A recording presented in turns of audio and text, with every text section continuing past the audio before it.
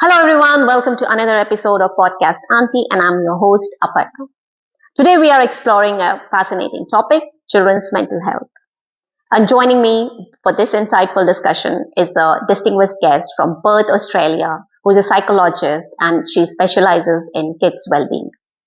With her, we'll delve into some helpful advices and tips. So please don't go anywhere, stay tuned, and give a warm welcome to my guest, Rachael Yeo. Hi Rachel, welcome to Podcast Aunty. How are you today? Good, thank you. Thanks for having me. Oh, yeah, I'm a little nervous talking to you because I know your job is to read the people's brain and mind, so I'm a little nervous about that. Yeah. Okay. So why don't you tell our viewers your background as to what you do, like what you specialize on? Okay. So, hi everyone. My name is Rachel. I am a psychologist. I work with adolescents and young people to young adult ages, and also with families sometimes as well in my work.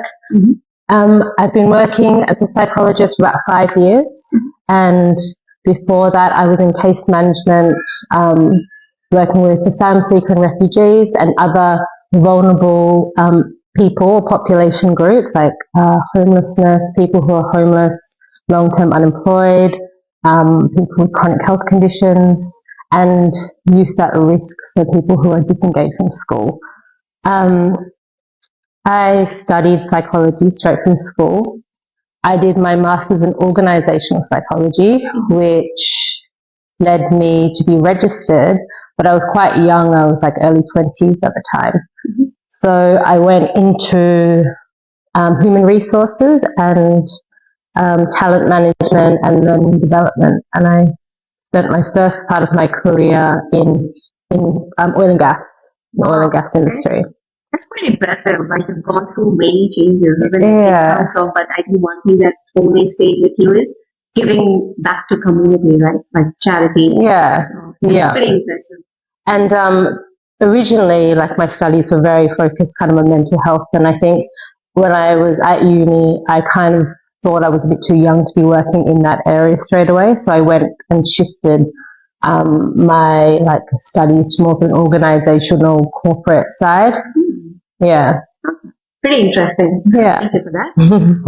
Now, talking about mental health, right, which is what you're currently doing, and it's one of the sensitive topic as well. But how does a parent know? What are the indicators for caregivers or parents that your child is going through some mental health condition? Okay, so I would look out for any concerning changes that you notice. So changes in maybe sleep or appetite,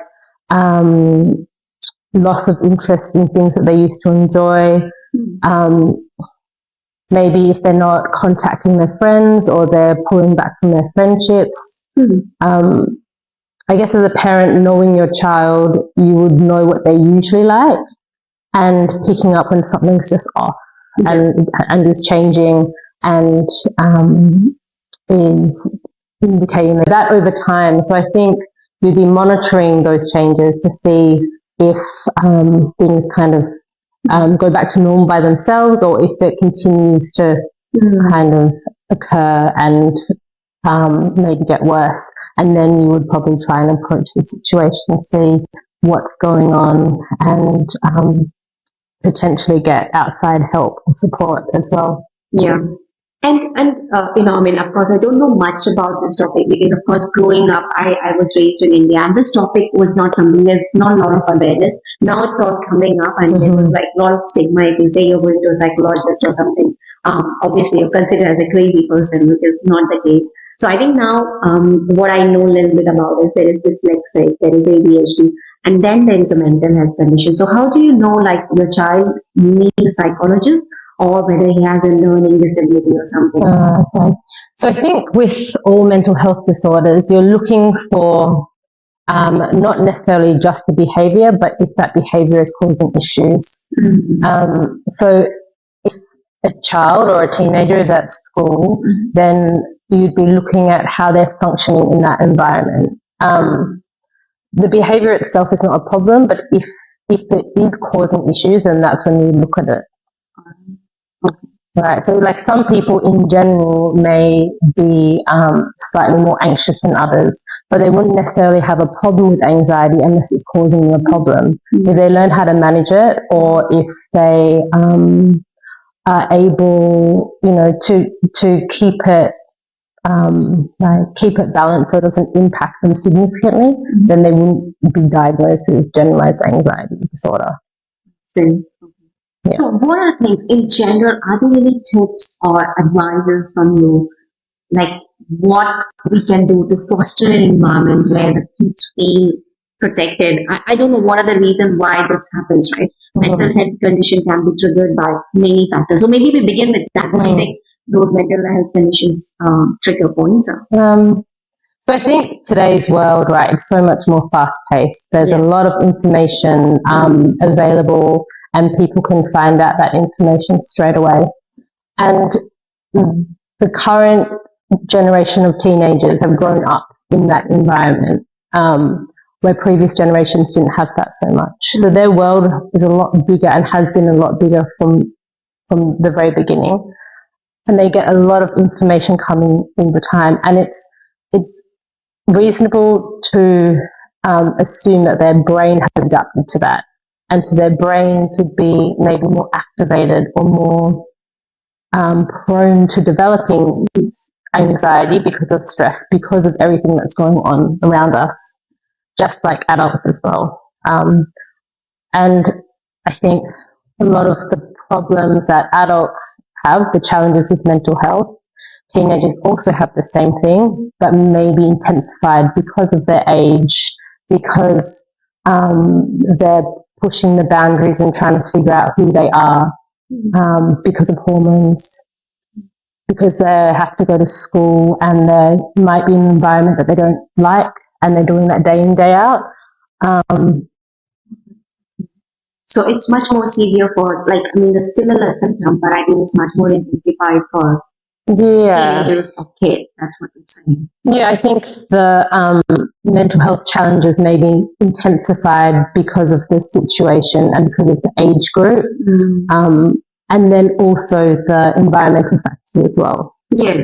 And do you reckon it's also because of we are in a digital age, internet age, right? The kids spend a lot of time browsing on computers. We as a mother, as a parent, we always worry what is the thing she's doing on the internet, what is the what she's consuming and how it is affecting the screen time. Do you reckon all this is a collective reason as well why this is so much on rise now? Yeah, I think so. I think with all that information coming in, the brain's going to be primed to be activated. And if it's in that state, it's more likely to experience stress or anxiety or worry or fear, because you're at that activation level on a neurological kind of basis. So then the challenge is trying to teach young people to slow down, to stay present, to filter out that information. And they don't really have that reflective capacity yet. They don't really have that until they're a little bit older. So those skills will need to be taught. And things like boundaries, that's really important because you're setting up the routine, you're setting up the skills for someone to develop healthy routines later in life. So boundaries around technology, around sleep, around behaviors at home and school and work-life balance or school-life balance. That's all really important because you're forming those skills and you're teaching those skills for later self-management. Yeah, very powerful point. I think what you're trying to say is just setting up those boundaries for every single thing because they are not at the age to make the right decision. So we as a parent, and often we can be mistaken, obviously. So how do we approach our kids? And they understand that we are working in the best interest. That's a really good question as well because on the other side of that, so the boundaries are important to develop healthy routines, and sleep, diet and exercise are the three main building blocks for mental and physical health.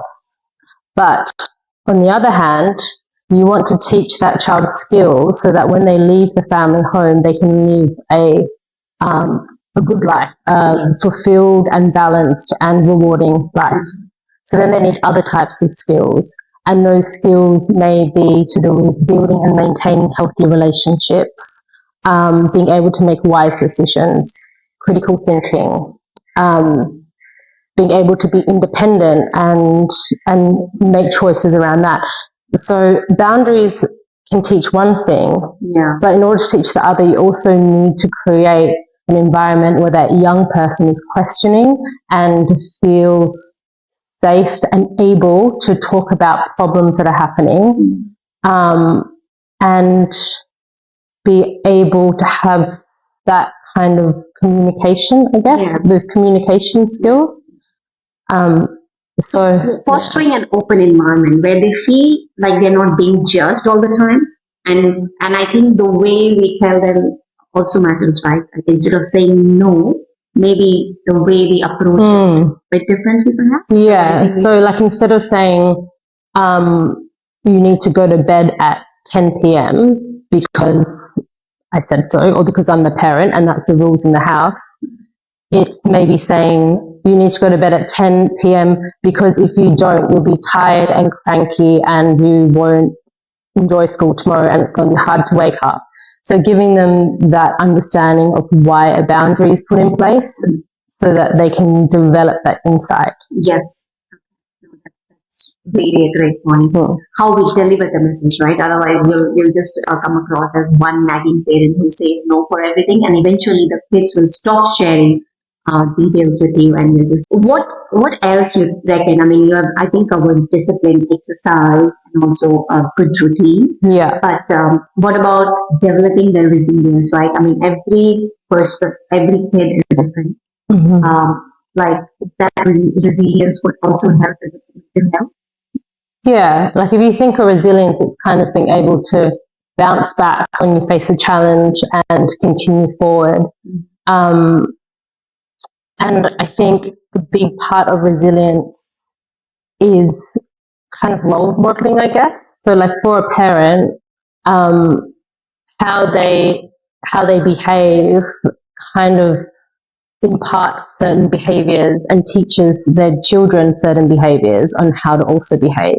So how a parent handles conflict and how a parent handles stress and how they communicate with their friends and their family, that all comes together and role models a certain type of behavior to the young person. And that includes with resilience. You know, how do you as a parent or as an adult handle those challenges at work or at home or in relationships? And how do you resolve them? And I think being able to share that with your teenagers, I guess I work with teenagers, so I'm only talking about from that age, but how you manage those problems communicates to them what they should kind of do, I guess. They learn from there. And I guess even for younger children, if you are calm, then they'll be calm. So I think it's kind of that attunement where if you can handle yourself well, then that sends a good or a strong parenting message to your children. And I guess the way we resolve mistakes or talk about them or talk about like things that we've done that we wish we did differently, if we're able to talk about them, that also sends a message to the young person that it's okay to make mistakes, that it's okay to talk about them, that there's nothing wrong with doing that. Yeah, as long as you learn from it and you don't repeat it again. Right? So I guess a lot of influence, like how whatever your dynamics in the house, it really then transfers that energy and the whole vibe, and we learn from how we react, as you said, right? How we manage the conflict. So it's a lot of responsibility on the parent to manage that. And how do you reckon they can, like, a lot of time, like maybe partners going through some conflict, is there any advice from that perspective as like, as to how you should be handling those conflict as an adult, just so that you're not passing that negativity to your kids? Well, I think conflict in itself is fine. So, there will be times where you do make mistakes or you are stressed, and that's completely normal and that's okay. But it's more how you handle it and how you respond to it that matters. Yes. So, that might be asking for help, drawing on supports, finding programs that are available that can support you. All those things that you do to address something that's stressing you out sends a really important message, because there's always going to be stress and there's always going to be things that don't go to plan, and that's normal. And that's also an important message to the child or teenagers as well. You deal with day in, day out, right? Such cases. And most often, like, what's the age group that you generally? 11 to 25, and then parents as well.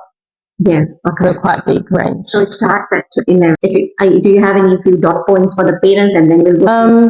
So I think, to summarize, I would say check in with yourself. Be aware when you're not coping, and do what you can so that you can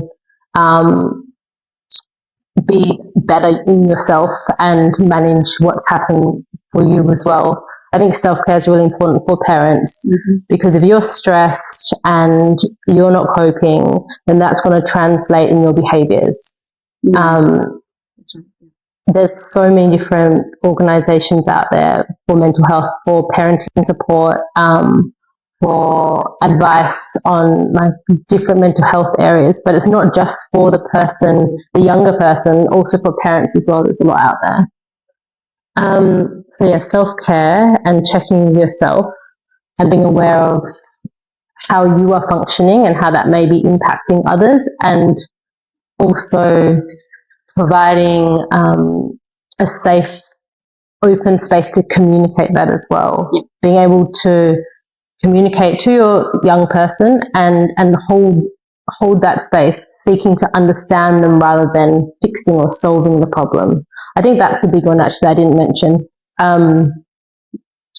Often, and it makes sense, that parents want to protect their children. So if their children talk to them about a problem, a parent may either jump in and try to solve it, or they may get really stressed out by it.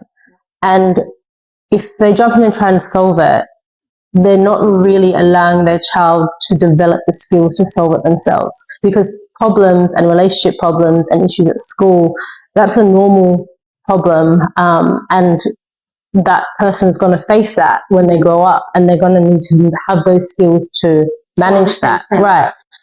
So seeking to understand them and giving them the space to speak about what's going on, and then collaboratively encouraging them to think of ways that they can respond to that. So don't solve it, guide them. Navigate them to solve the problem. Instead of being that person solving. Eventually, as you said, there's be so many other issues and challenges. Yeah, and it's easier said than done, because often, even with my clients, they come in, they've got a problem, and in my mind, I'm thinking, oh, it would be, if they did this, and they would, it would like be so much better for them. But I can't do that. I have to help it. It's just instinctual to kind of want to solve the problem if you feel like you have the solution, but they need to learn how to do that. And also the risk is, if you jump in and you try and solve it for them, you may not fully understand the problem, and then that might stop them from opening up in the future. Thank you so much. And how do you handle your own stress, right? Like, we do 9 to 5 job and we come back in the ways that we handle, but you are surrounded. Your day starts with all this very deep conversation. How do you handle your own stress? I think balance and really checking in with myself and what I need. Like, I work 4 days instead of 5 days for that reason. I can make sure my exercise is there, and socially I just try and make sure that everything is kind of balanced. Yeah. Yeah. Thank you so much, Rachel, for sharing all the stories and all the advices and tips for parents and for the kids. Really helpful. Yeah, you're welcome. Thank you.